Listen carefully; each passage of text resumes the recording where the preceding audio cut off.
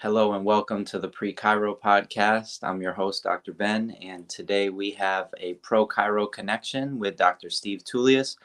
Dr. Steve, can you kind of just introduce yourself and just share a little bit about where you're at today, what you're up to, and also maybe reflect back on why you chose this career path, and we'll get in deeper to that afterwards. Sounds great. Thank you, Dr. Ben. I appreciate the opportunity to share.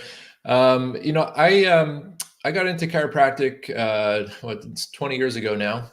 It went by incredibly quickly, and it's been just the most incredible experience. So incredibly grateful for that. I came to chiropractic because my brother was seeing a chiropractor. He had a football injury, and I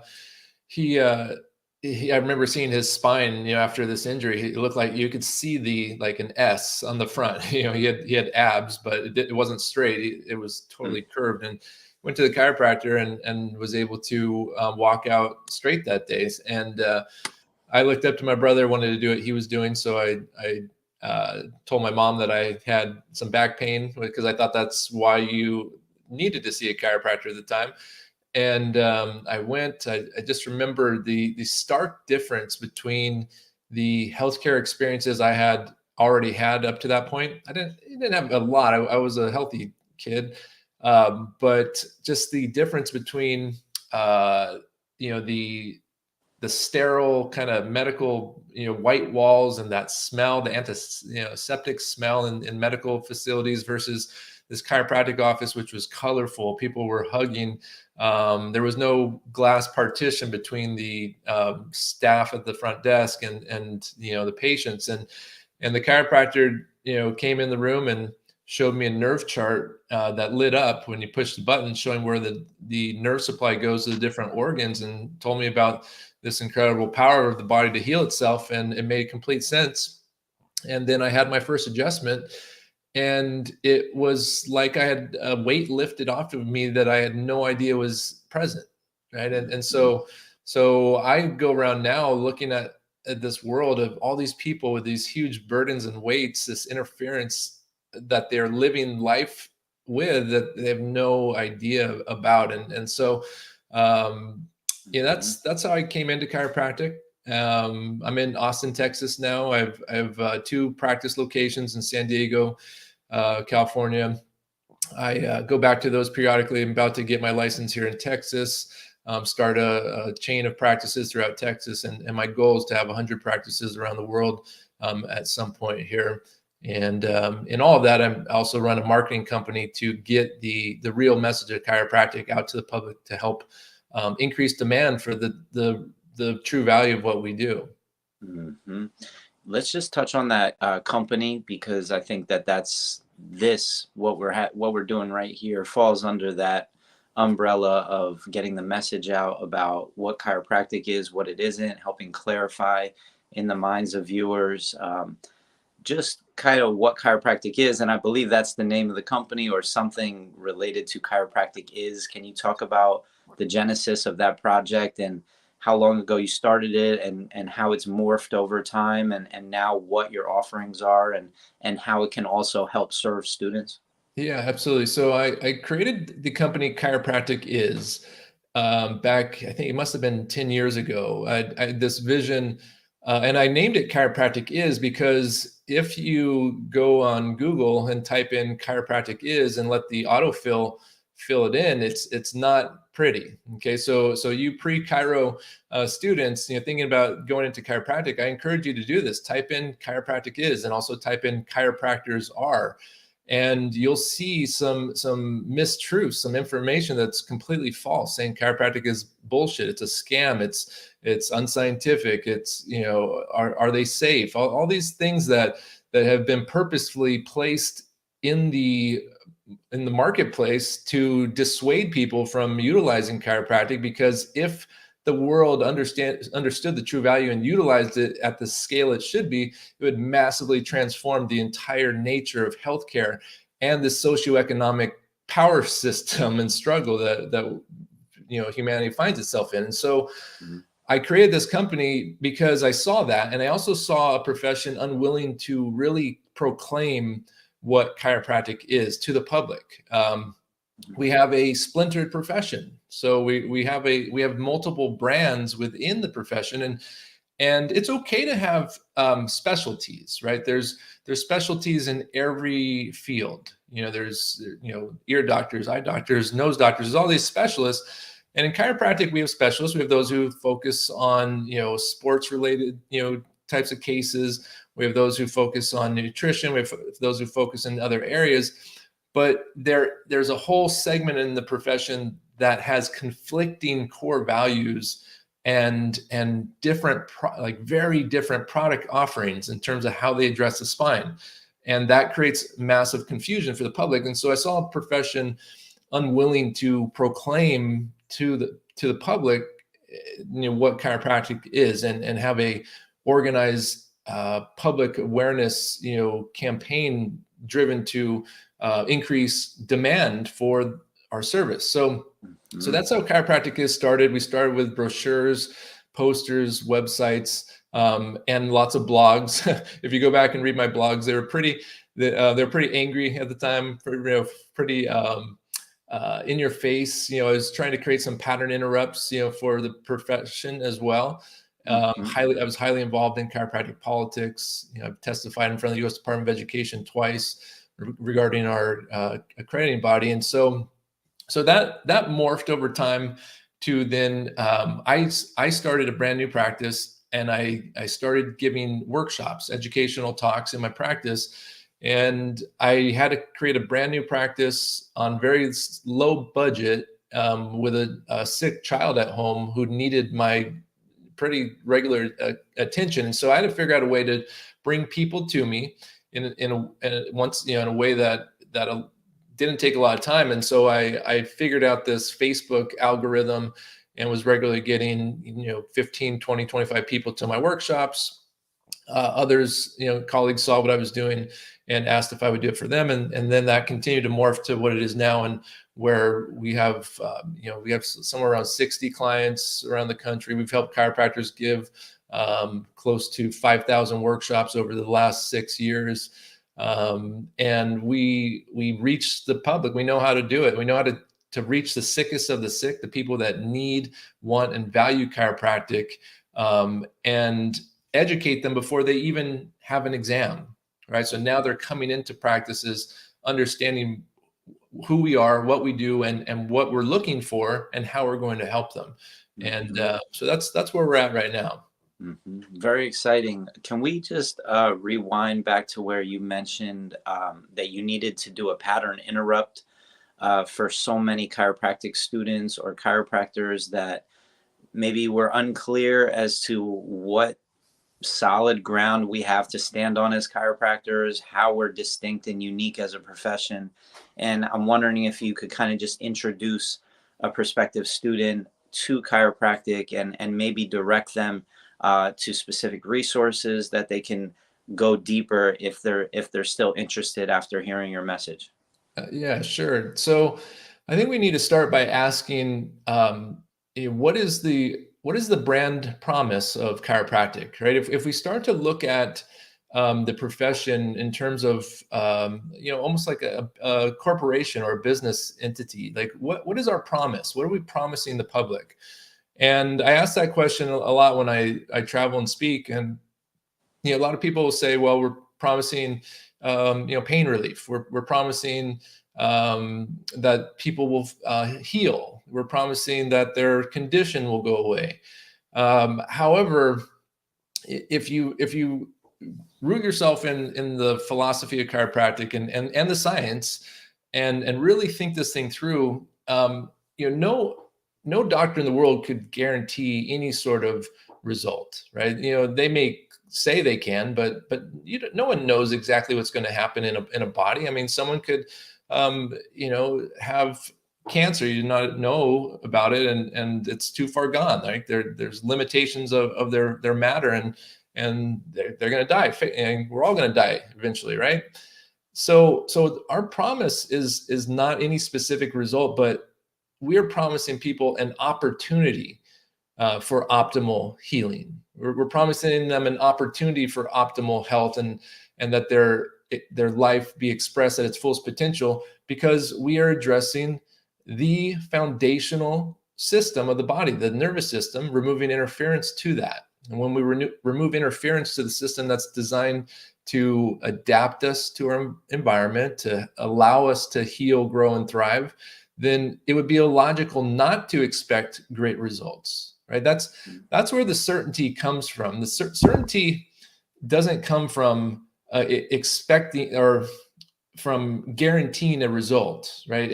And because then some are like, oh, I hope this person gets better, right? I hope that this happens. Well, I can have exceeding certainty, knowing that I should expect amazing things to happen as when I adjust the spine and remove interference. Again, it would be illogical, both philosophically and scientifically, for me not to expect amazing results. So I think it's important for anyone going into or considering going into chiropractic, or already in chiropractic if you're in the profession, is to think about, why do you want to go into the profession anyways? People have lots of reasons. Well, some people say, I want to help people.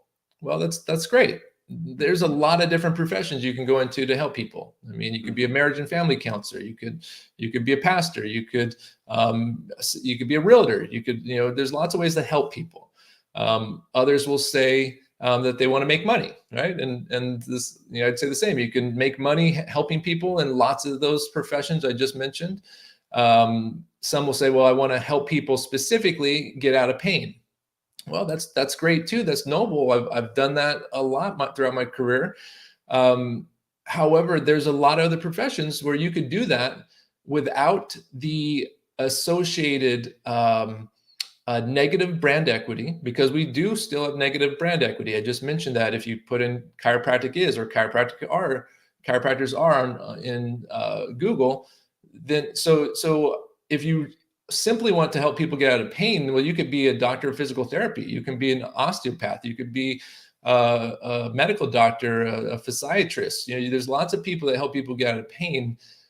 So why wouldn't you pursue a profession that doesn't have the negative brand equity that actually could make more money, because there can be more of a ceiling in a pain-based model of chiropractic.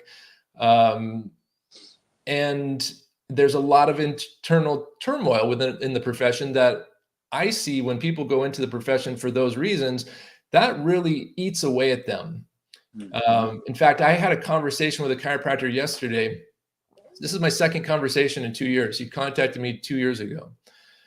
25 years in practice, and he was telling me that he hates going into work, and that the last time I talked to him, he said, man, if I have one more person tell me, oh, hey, I don't think you got it. Can you push on that spot again? Right? I'm going to kill myself. That's what he told me 2 years ago. Thank God he didn't kill himself. And thank God he actually called me again yesterday. But this gentleman and he told me, he's like, I haven't experienced the miracles of chiropractic. I haven't had that. I went to Western States, chiropractic college where it was a pain-based model of chiropractic, and they didn't even show us the techniques. He even 25 years in, he was concerned about his technique system, and if he would even be able to get the types of results that your office gets, and that my clinic gets, and others like us. And that is just so exceedingly sad to me. It breaks my heart that someone in our profession, this beautiful profession, has had to spend 25 years of hell not getting to experience this thing. Now, I also feel incredibly grateful and inspired that he called again, and this time I had more. I was ready for him. I knew what to say, and I because he wants to do workshops. He wants to invite the people. He wants those people. He sees the type of people we can bring in, but he's still not certain that he has the technique. So I said, okay, here's what we're going to do. I'm going to be in my practice in two weeks. If you join the program, the only way I'm going to even allow you to come in and do workshops is if you fly out to my practice, spend the day with me, We're going to show you everything we do. We're going to look at your technique. We're going to do, really refine your assessment, all these things.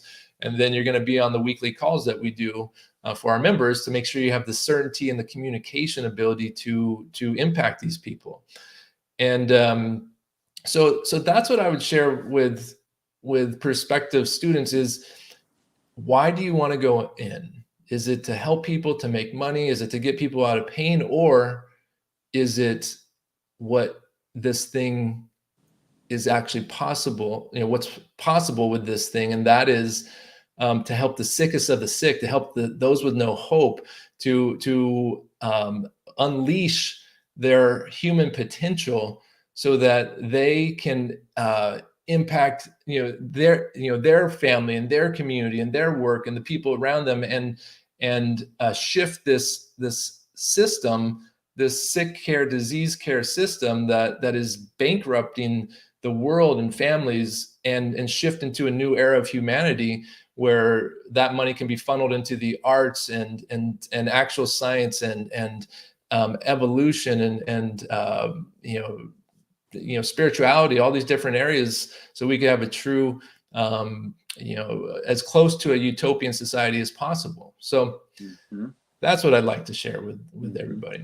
No, I appreciate it. And you touched on so many things. One is the equity gap within the healthcare profession pathway attractiveness piece, where you've got certain pathways that have way more equity in the marketplace. They're looked at as the first, second, third, fourth, fifth options. Chiropractic's maybe way down around the 17th option, which means that nobody's really even considering chiropractic as a pathway. And this message that you just shared, that we need more chiropractic awareness, that this is a way to help save our healthcare system, to help save our communities, that this is actually the solution that has been forgotten or just maybe brushed under the rug, or purposefully placed as a sort of second or tertiary option, and we need to bring it to be a primary choice for students that are interested in making an impact in a natural way, in a salutogenic way. That was one of the words that I was hoping you were going to touch on, because I remember now a couple of years ago you had put together 100+ reference sort of document that helped people who were interested in gaining more certainty in their chiropractic practice, help them go and explore these references, do their own research, which is what I'm pushing students to do, is do your own research. I just want to provide them with documents like you provided for the profession, where it's like, hey, for all those people that are saying salutogenesis is a new concept and our salutogenic approach to chiropractic is something that hasn't been studied and doesn't have enough research, we actually have tons of research, and here's where it is. And so what if students from day one had access to all these resources that actually are available, but just thought of as being missing links, or the profession just having forgotten to do this research? Actually, it has done the research, and it's out there. So yeah, I definitely am with you on your message, and we're in alignment that this healing profession has the potential to really do some amazing things, and it's just not reaching its potential, not because it's not capable of reaching its potential, it's just not asking the right questions. And there you go, saying that students need to ask the right questions of themselves of why they're going to become chiropractors. If they're not asking that question of like, why am I really doing this, they might choose it for the wrong reasons. As you and I know, it's just getting more and more expensive. It's becoming a more expensive mistake, not only financially, but also just in the world now. Time is of the essence. So we need people to be on purpose and have the most efficient way to move in the direction that most aligns with them and their values. And you also mentioned our profession is splintered. This is another reason why PreCairo is so essential, because if everybody has shared experience before chiropractic school, even if they go to Western states like I did, they can actually recognize that Western states is not providing a chiropractic education and transfer to a place like Life West, like I did, and get the education that they're paying for, that they're investing in, which is a chiropractic education. Otherwise, we're going to continue to have these students graduate from places like Western states and be disenchanted, not ever practice, even though they have the potential to make amazing results, like to have these miracle experiences. So anyway, let's continue on the dialogue. What do you have to say just as reflection back to me, or should we move on to the next question? Yeah, no, I think you bring up excellent points, and I commend you for having these conversations in a profession that has been unwilling to have them, right? And because the colleges don't let the students know, hey, just so you know, the profession is in a state of civil war, and we're vying for dominance of our particular brand, and that's not being conveyed, and so. I mean, I remember walking into chiropractic college. My chiropractor told me, okay, you're not going to learn chiropractic at LACC, but you'll learn it afterwards, right? And I was okay with that. Like it didn't really hit me, like because I was like, okay, I want to do what he's doing, right? So I'm just going to do what he's doing and do that, right? And but that statement, just the fact that chiropractors are telling people that's wild, right? That's a wild statement. Oh yeah, you're not going to learn chiropractic at the chiropractic college where you're going to get a doctorate of chiropractic degree. That's a wild statement. So the fact that you're having these conversations is hugely valuable.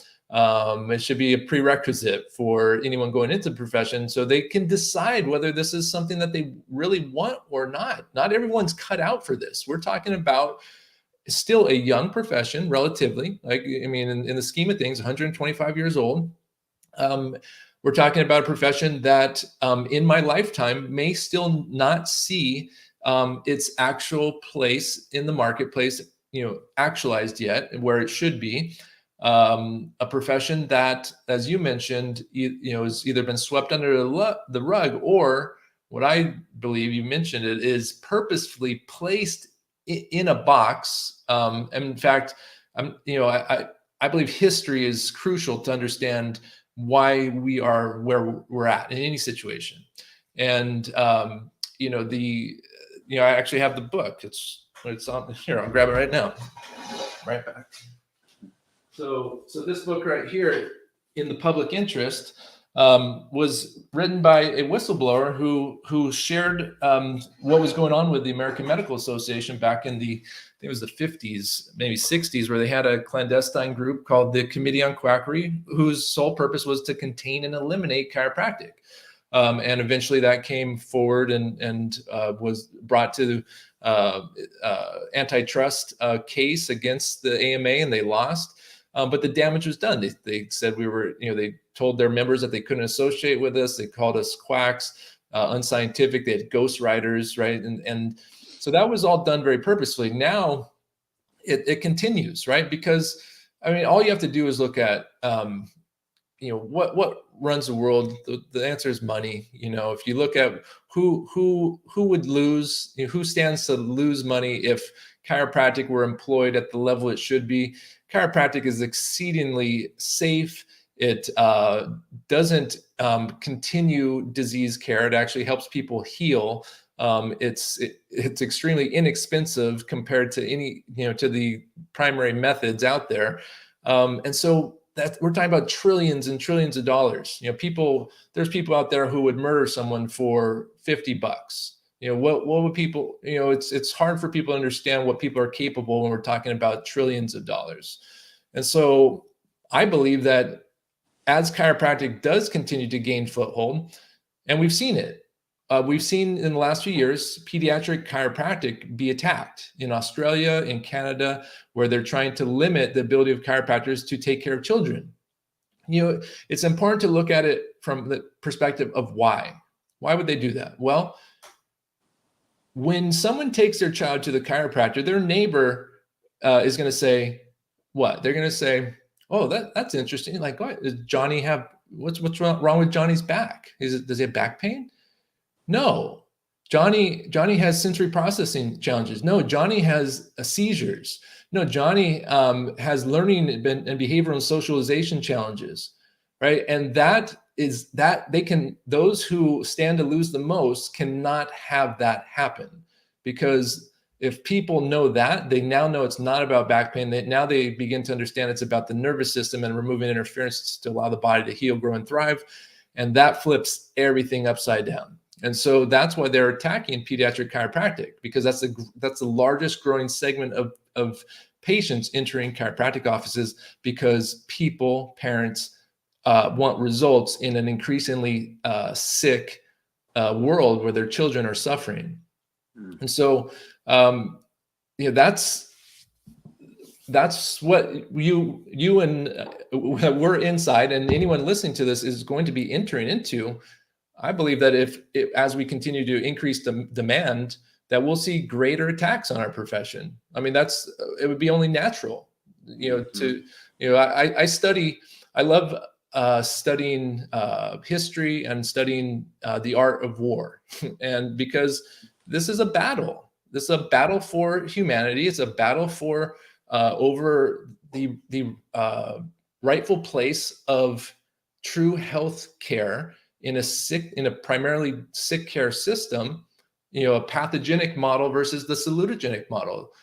There's a battle, and we are vastly under resourced. We're outnumbered massively, in terms of number of people, financially, all these things. So I'm here always when I'm out speaking. I'm not looking for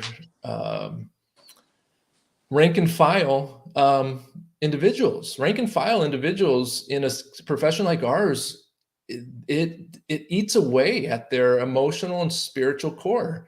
And if they're not in this thing for the right reasons, and not like true purposely driven, like this is their mission, then that will destroy them oftentimes. And I'm looking for generals. I'm looking for people who recognize that and want to dedicate their lives to something bigger than themselves, knowing that it may not be accomplished in our lifetime. I'm totally okay with like our ultimate purpose not being achieved in this lifetime, but I'm very good with continually working towards that, to move this thing forward, to be part of the collective body, moving this thing to the next level where it needs to be. And I believe that PreCairo students are a key to that. I think that in regards to mobilizing the profession and getting the profession aligned and focused in one direction, I think that PreCairo students is the best population to really focus on. If we look at the hashtag pre-med, right now there's over 900,000 information bits pumped out there on the internet through social media using the pre-med hashtag. There's only 200 using the PreCairo hashtag. So that shows you how limited PreCairo has been as far as an exploration. It shows you the opportunity that the profession has to really step out in front in the name of PreCairo and represent the brand of chiropractic in an aligned way, with its historical intention, with its true essence and roots, and also with thousands of very passionate and emboldened chiropractors who are doing it really well and living inspired lives, making lasting impacts, doing it sustainably. Obviously, we know that you don't really need any equipment. It doesn't cost any money to send a chiropractor to Sudan to start the 60 clinics that you're talking about, as long as the message is there. And the other day I was in the library with my baby son, and there was 50 books on dentistry for ages 0 to 15, and really nothing for chiropractic. And these are just tiny little 20-page books, but they're put out by these national organizations that, as you say, they have an agenda. The dental profession has become part of the medical profession. They work together, which, to be honest, the chiropractic profession is working together with the medical profession. It's just not being talked about front and center. And I'm curious if you can go deeper into the sensory processing that children are challenged by today, and also the skills that students need to develop if they're going to work with that population. Just to touch on the specific pathway, if you want, you can respond to me just in regards to the potential that PreCairo has to not only get chiropractors in college campuses, but also if you look at the ecosystem of a college campus, it's one of the most unhealthy environments known today, as far as students are eating like crap, they're sitting all day. Basically, they're not inspired by what they're learning in class, and so they're going to numb themselves out with all types of different ways, whether it be social media, whether it be drugs, alcohol. And basically, we have an opportunity to change that narrative right there by with PreCairo. I believe you talk about rank and file. PreCairo students can be given the directive to, okay, you serve your student body to better the health and well-being of the population.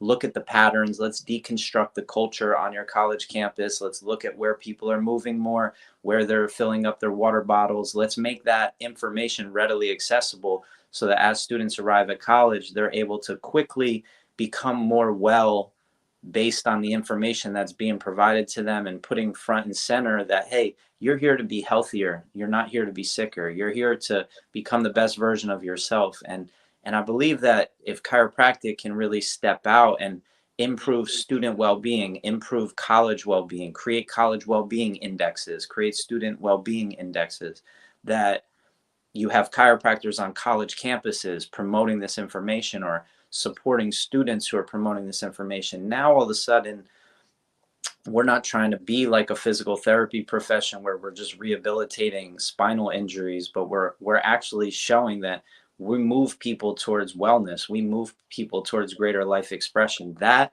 is like exactly with what you were just talking about. And it's not something that is far off from us being able to build a brand of PreCairo. So that's why you're on here, is because you're in alignment with that. And you also are a big vision thinker to even, be doing everything you've done, but also be moving in the direction where you have a lot more to accomplish. And, I find that in our profession, 2% is doing 98% of the work.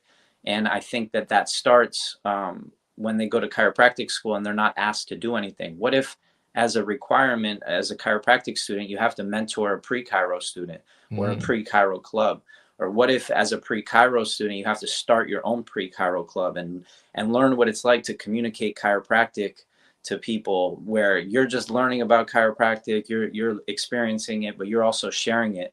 Like how much growth comes out of that, and how by the time you get to chiropractic school, you're ready to actually serve the profession. You're ready to actually adjust the minds of the people in your community or your family members, no politicians or celebrities.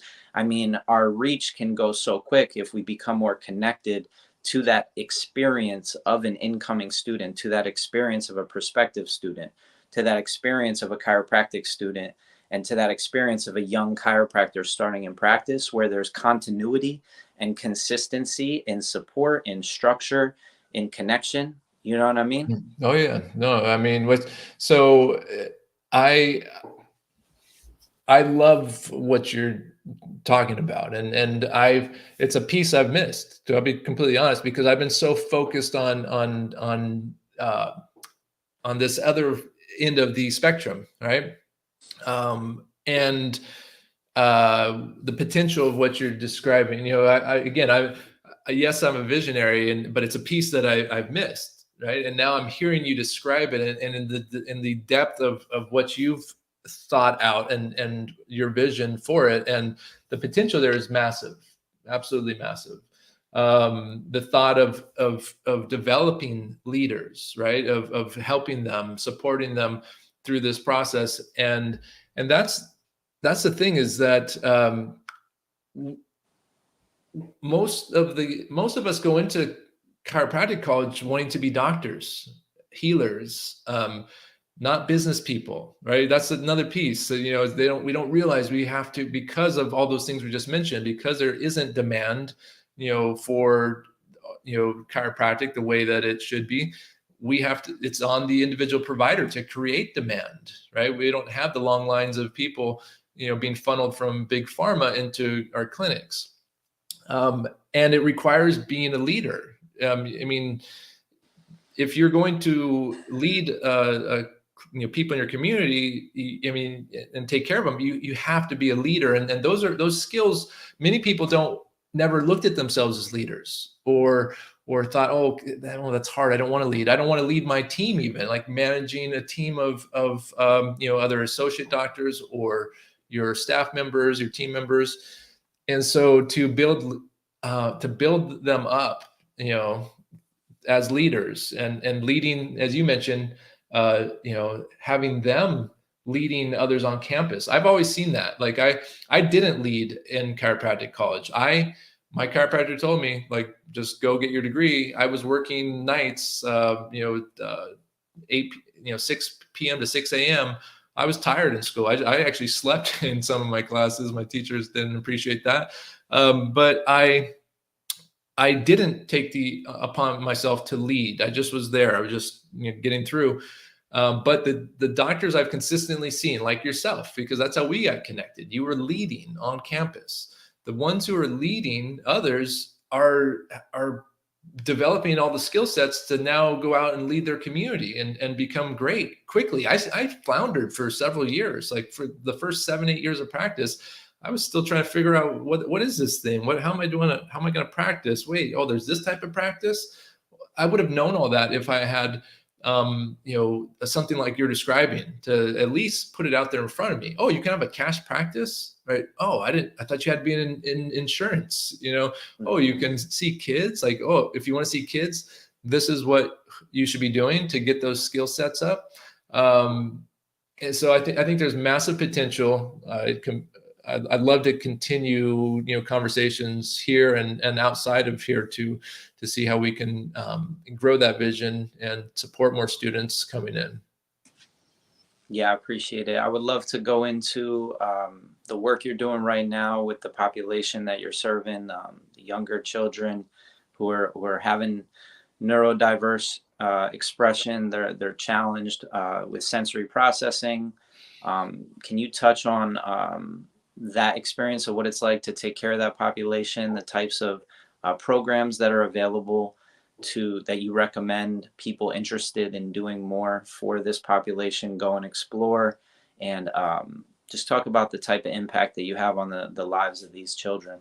Yeah. So number one, if you want to take care of children, children with these types of challenges, make sure you're doing it for the right reasons, because you feel called to. You have special, like you have this drive to do it, and that's number one, because it's not for everybody. There's people who want their offices to be like these beautiful, serene environments with, there's a vase, on the counter, and maybe a coffee station and things like that. Well, those are things that you can't really do, the same, right? It's you have to be okay with the controlled chaos and know how to direct that energy in a practice.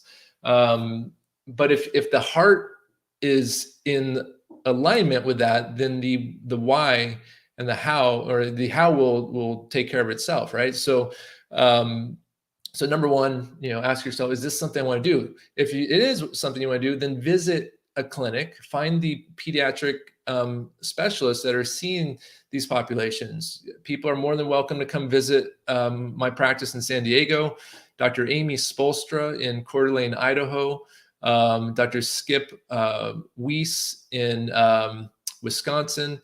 Dr. Amy Spolstra has a focused certification program that I would say should absolutely be a requirement if you want to serve these populations, because she goes into the neurology of the behaviors behind. One of her principles is there's no purposeless behaviors. So every behavior that a child is displaying is a reflection of their brain development and where they got sidetracked, where there was some stress or trauma in their neurodevelopment to cause their brain to go off into a different direction.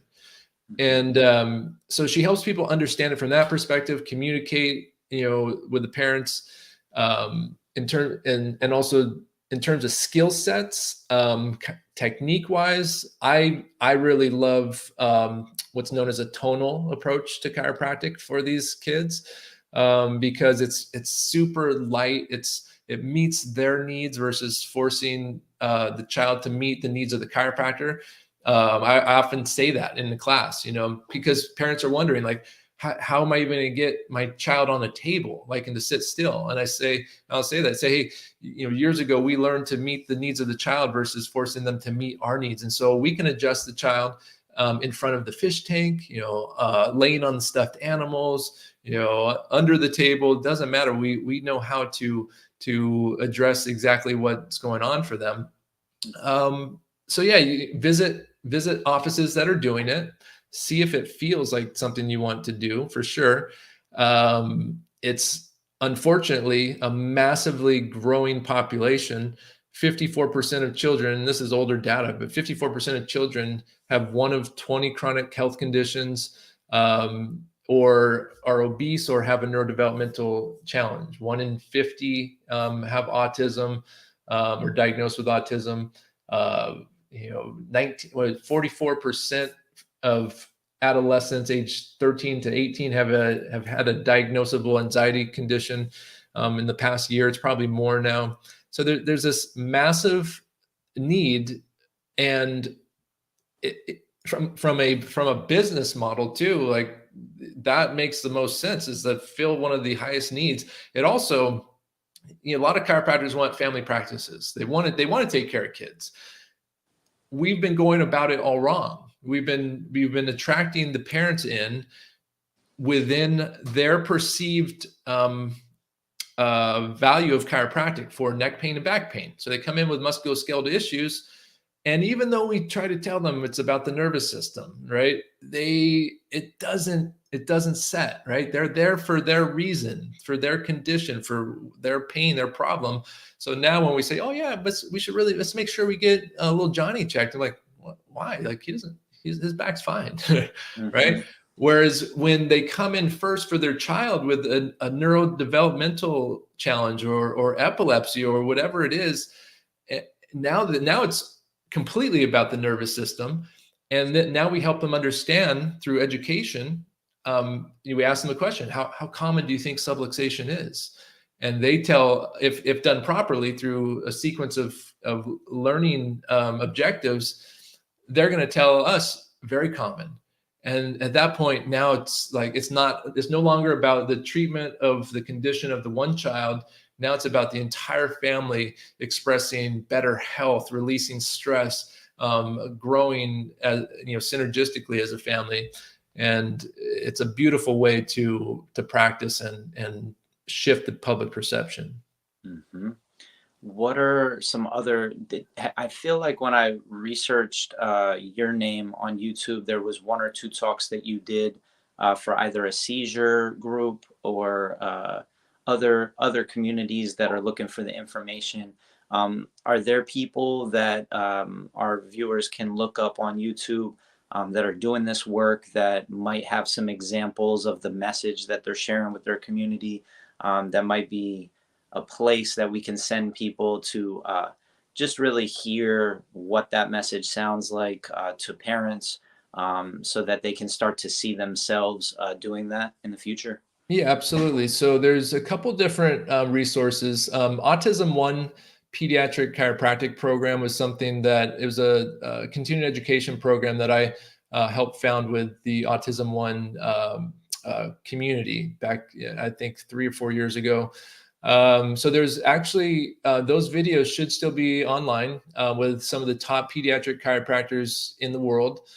So Autism One, look them up and look up chiropractic, probably in the search terms. You can, if it doesn't show up in the search, you can go directly to like their channel and like go through the videos.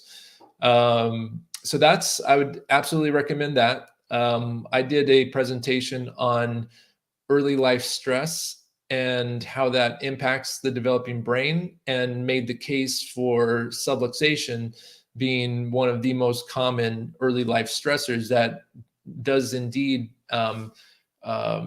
divert the trajectory of the brain, right? Early life stress, tons of research on early life stress, in the literature. And the brain structure and size and connections change when a child is living in stress. If a child is subluxated from birth, they are in a fight or flight physiological state. That's why they're screaming. That's why they have colic. That's why they're not digesting, because they're not in the parasympathetics of resting, healing, digesting, and development. So subluxation completely distorts brain trajectories. Like I have complete certainty around that because of the work I've done, right? In terms of seeing it in action, seeing what happens when we address subluxation in these populations, and seeing what the research says, right? Connecting the dots. So that document you mentioned, the scientific basis for the salutogenic management of vertebral subluxation.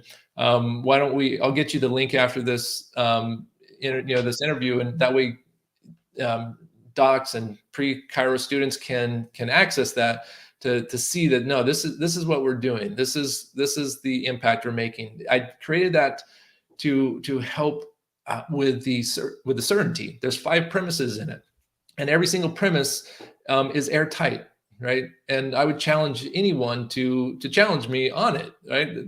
That's the beauty of logic, analysis, deep thought. Those are requirements of being a doctor too, right? And this is actually the perfect setup for what I wanted to really go into with you right now. Is you're a person of certainty, and you didn't just arrive there, you had to work towards that. And that's exactly, you kind of just laid out in the last minute what I wanted to be the answer to this question, which is like, how does a student do the type of research that you do? Like, walk us through the workflow, because I want students to actually develop these skills so that they know, not only from seeing it in an office, which we're recommending, not only from experiencing something for themselves, or finding testimonials and listening to people who have had these experiences, but also doing this research for themselves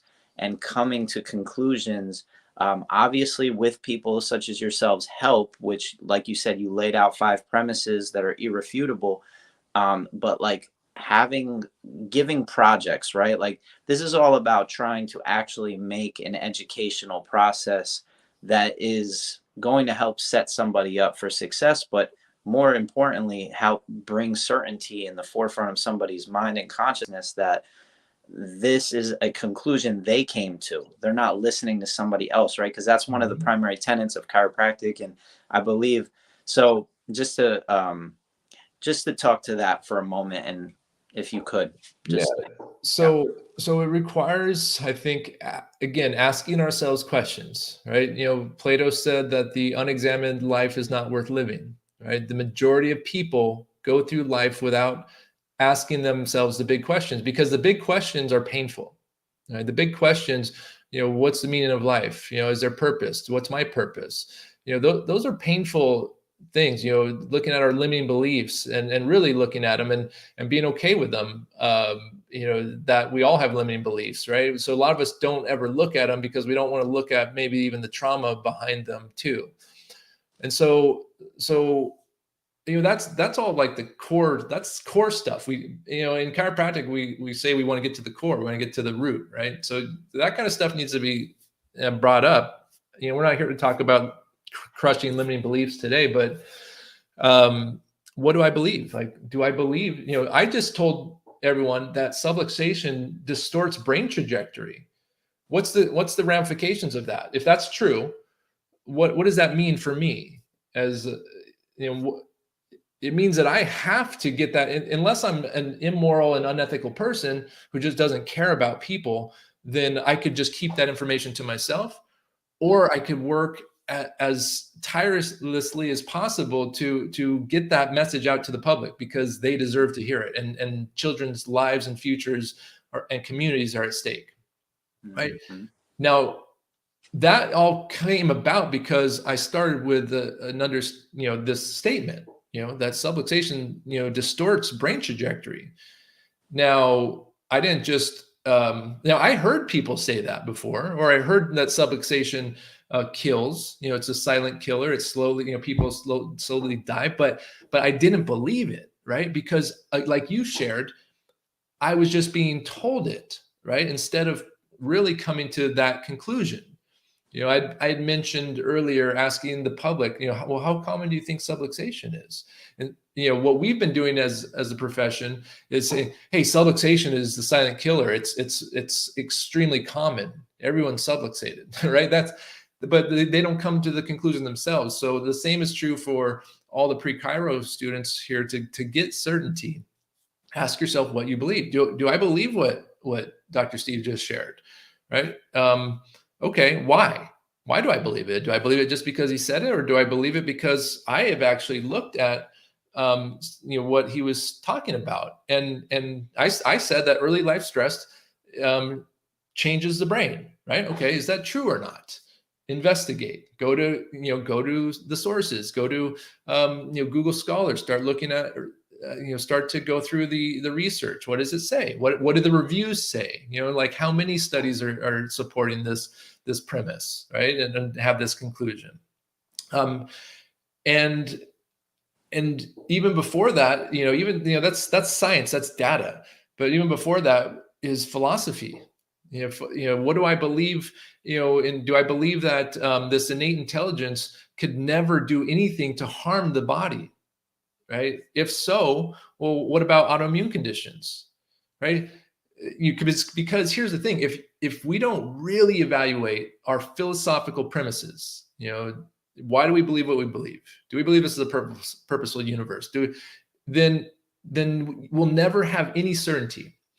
And ultimately, my certainty, and I can't help anyone else have certainty besides sharing my experience and some tips, comes from the awareness that I can't know anything for sure, because we could be in a dream right now and I'd have no way of knowing.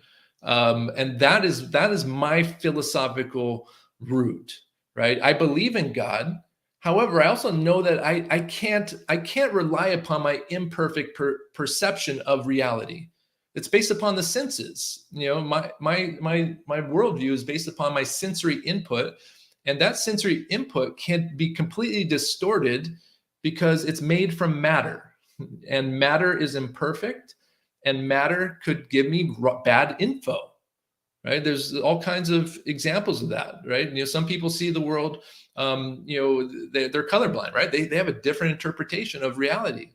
So I know at my core that I can't know anything for sure. However, that actually gives me the certainty then as a leaping point to analyzing deeper levels of philosophy. We have 33 principles in chiropractic. Those absolutely, if studied, will give people the basis and the framework. That's where the salutogenic framework. Do I believe the body's designed to be healthy and not sick? Or do I believe the body's designed to break down and disease is a real entity? Or do I believe that health is the entity, right? I mean, there's these core, divisions that we have to identify, and then we can build from there. And then that's where data comes in. Now evaluate the data and these premises. And so I think that's what students need to do. Do I believe these things, and why? And then what's the consequences of that belief? What do I now have to do because I believe this thing? That will drive, if you're an ethical and moral person, that will then drive your actions. I don't have a choice to say no to an interview with you. Like I couldn't say no, because I know that I have a moral responsibility to share, right? I couldn't stop chiropractic practice and go live on an island. I often say that we don't have the luxury. Once we know what we know, we don't have the luxury to live the lives that we used to live, right? And sometimes that can be really hard for a lot of people.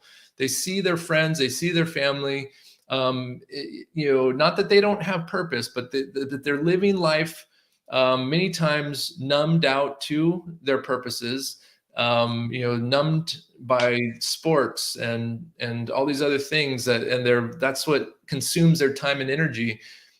But once we know what we know and understand that this is, if this is a purposeful universe, I was born to do this. I'm compelled to do these things. I really appreciate you going deep right there. That was really helpful. think that's like 98% answering my question. If there's one little piece that I would love to hear deeper from you as far as your process for coming to a state of certainty, coming to a clarity that you could present this information to others, it's like, how do you package the data, the beliefs that you've developed, the premises that you're rooted, that this is all rooted or sprouting out of? How do you package that so that you can then present it to others? Because you do workshops for people, you teach chiropractors, you teach chiropractic students, you teach practice members, you teach parents, you teach kids. How, because there's a process that leads up to that, right? And Yeah. so Yeah. That's what's it. what's like the end of that piece, or how would you kind of take that I just mentioned there? No, that's a fantastic question. And I already thought of this before I shared what I did. Um, it's not an answer that a lot of people are going to want to hear, because each of the workshops I've created, I mean, we're talking about, I can't even tell you how many hours have gone into them of research, of methodically making sure that every single slide makes complete sense in terms of the deductive logic, right? That this all makes perfect sense combined with the emotional certainty of the story involved. Because when we come out of school, we think we need to lecture. We've been lectured to, and we think we need to lecture to others. No one wants to be lectured to. And so we start reading data and slides and all these things. Fantastic book, Building a Story Brand by Donald Miller. It's really, we're storytellers. We're telling a story. People are coming to us. Now that story needs to have logical certainty. This is why people buy. In the last few years, I've studied communications and sales. I used to look at sales as, this bad thing, because, I'm not a salesman. I'm a healer doctor. But then as I've studied sales, I realized that I was naturally doing the things that they're talking about. There's a book by Jordan Belfort, The Wolf of Wall Street. The Way of the Wolf is the book. And in order for people to act, they have to have logical certainty, which many times people will provide. Not always. I've heard lots of presentations where it's just like bouncing around. They haven't methodically looked at the sequence of information to make sure that everything deductively makes sense. The next premise, okay, it builds off the other. Okay, so that's number one. You have to have logical certainty. But in the absence of emotional certainty, people don't buy. People don't move. They don't act. And that's the key piece. And that's brought in through testimonials, third-party credibility, like social proof. It's the stories, like, hey, here's Johnny. Here's what happened when Johnny came to us. Originally, you're telling the story. It makes it relevant. It makes the information relevant. Oh, yeah, my son has this, or it's bringing them in, and it's conveyed through body language and tonality, emotion, passion, right? That's presence. That takes a lot of practice. However, if you let the mission drive you, then the passion and purpose will come through. Even if the logical certainty isn't airtight, then that will be enough, because that's what I relied upon, for many years, was more of letting the mission propel me, right? Mm-hmm. I'm a recovering perfectionist. A lot of people that are out, especially going into chiropractic. I'm a recovering perfectionist, and so I used to be deathly afraid of public speaking. I used to shake. My voice would tremble. But I recognized, based upon what we already outlined, that I didn't have the choice not to speak and stand up and share at a greater and greater capacity.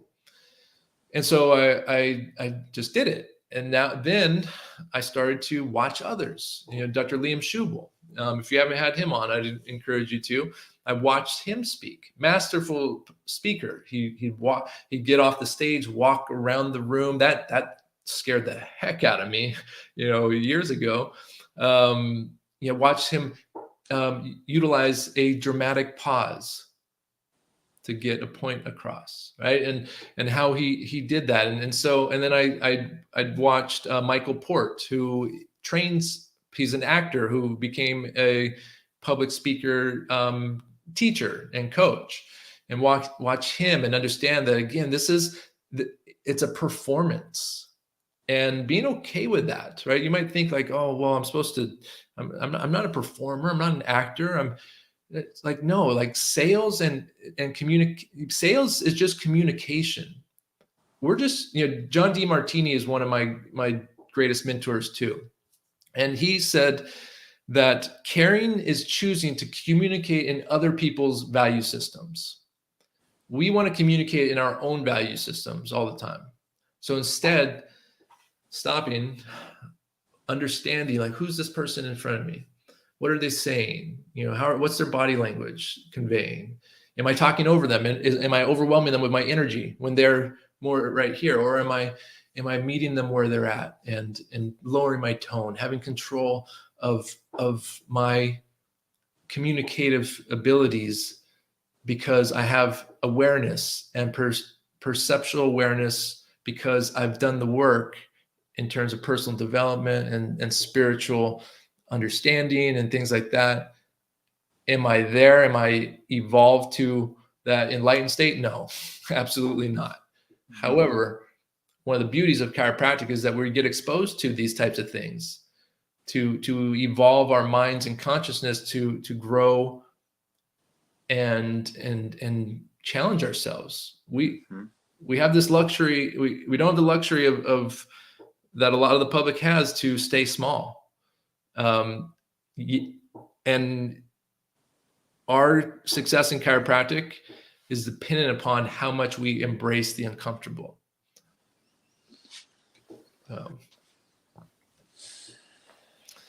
Yeah, and just to kind of move towards the end of our conversation, but also to speak about a student watching this conversation, the amount of different skills that were touched upon in this conversation.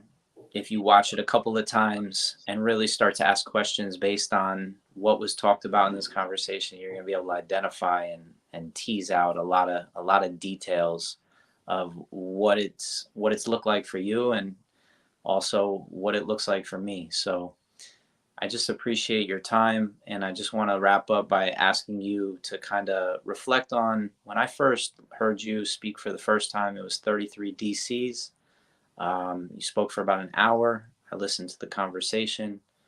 I heard how serious you were at that moment in your life, how much you cared about chiropractors being successful, but also just getting their head on straight, for like being proud of what they do, but also being like grounded and strong, with chiropractic being like their first message that they lead with, not their third or fourth. And then I heard you speak at our school, and it was in conversation with, I believe it was when the CCE was working with the accreditation body to, I believe, just place more and more control on what schools could or couldn't do.